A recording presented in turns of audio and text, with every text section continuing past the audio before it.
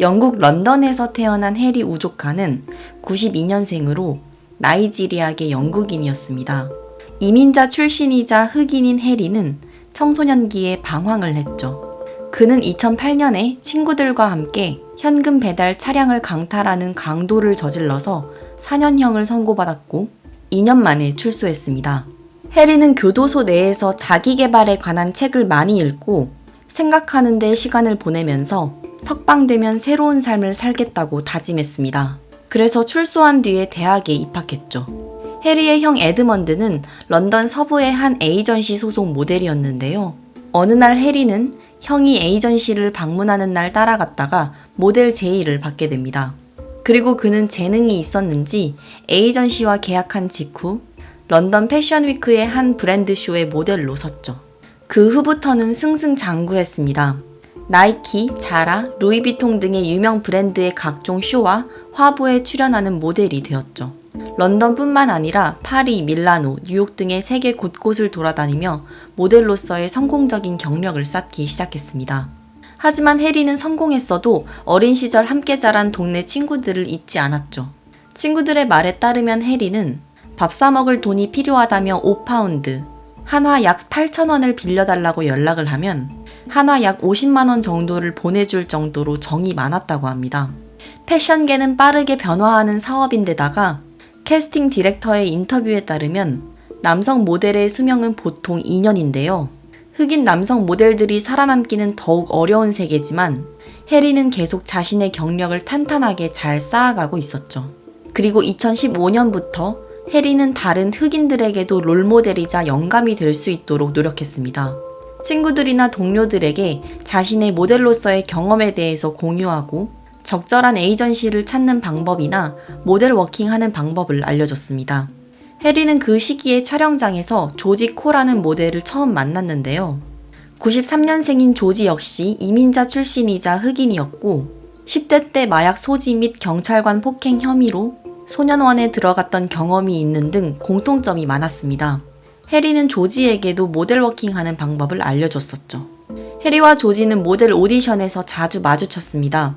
두 사람은 업계 관계자들에게 닮았다는 말을 자주 들었고 심지어 해리와 조지를 착각하는 사람도 있었습니다.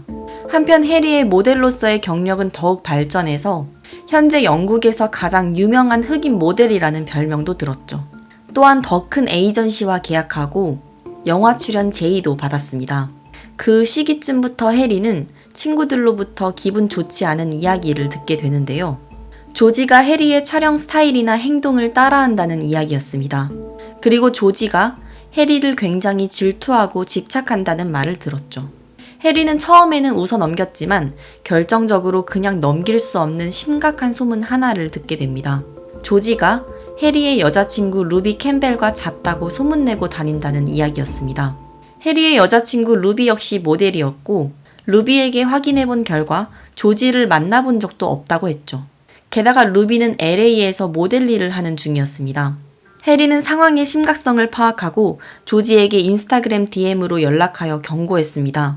자신에 대해 함부로 떠들고 다니지 말라고 경고했죠.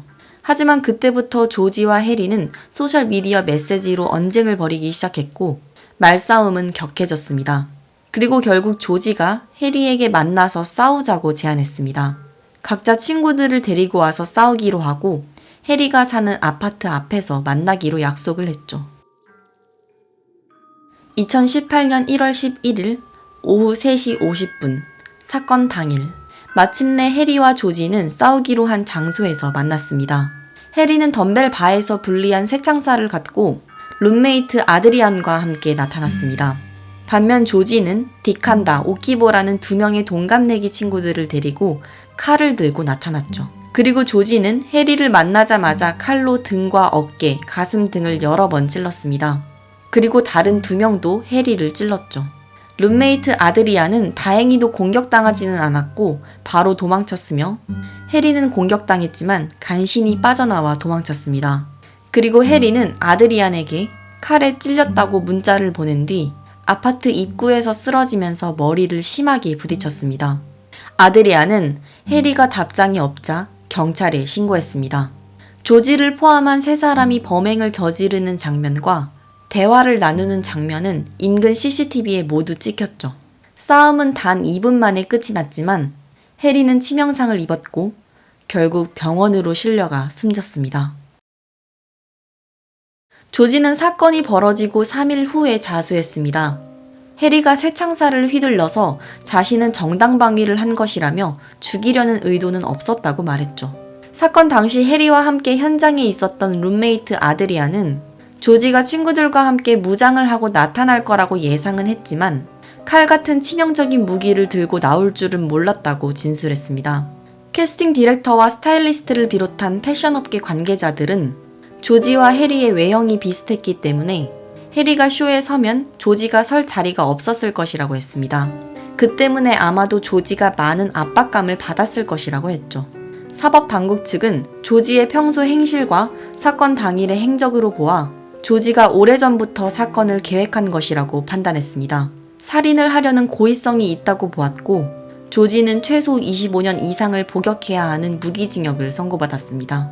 또한 조지와 함께 해리에게 치명상을 입힌 디칸다 역시 살인죄로 최소 22년형, 오키보는 과실치사 혐의로 14년형을 선고받았습니다. 흑인 남성 모델로서 영국에서 큰 성공을 거둔 해리의 사망 소식은 많은 사람들에게 큰 충격을 주었습니다. 특히 해리의 여자친구였던 루비 캠벨은 사건 이후 소셜미디어를 통해서 불특정 다수의 사람들에게 살해 협박 메시지를 많이 받았죠. 해리의 가족들 역시 슬픔을 극복하지 못했다고 밝혔습니다. 한편 살인범 조지는 투옥한 지 1년이 지난 후 다큐멘터리에 출연할 예정이며 책을 쓸 것이라고 인스타그램에 글을 올리면서 사람들에게 크게 비난받았습니다. 사건이 벌어진 지 얼마 되지 않았는데 TV에 출연한다고 자랑하는 것은 피해자 가족들에게 상처를 주는 일이라고 많은 사람들이 비판했죠. 게다가 조지와 함께 사건을 저질렀다가 과실치사 혐의로 14년형을 받은 오키보 역시 인스타그램에 자신의 감방 동료들과 사진을 찍어서 올렸습니다. 경찰은 조지와 오키보가 외부에 있는 누군가에게 부탁해서 인스타그램에 게시물을 올린 것으로 추정하고 있습니다. 또한 다큐멘터리 제작진 측은 조지를 다큐멘터리에 출연시킬지 아직 정하지 않았으며 피해자 가족과 협의 후에 방송에 내보내겠다는 의견을 밝혔습니다.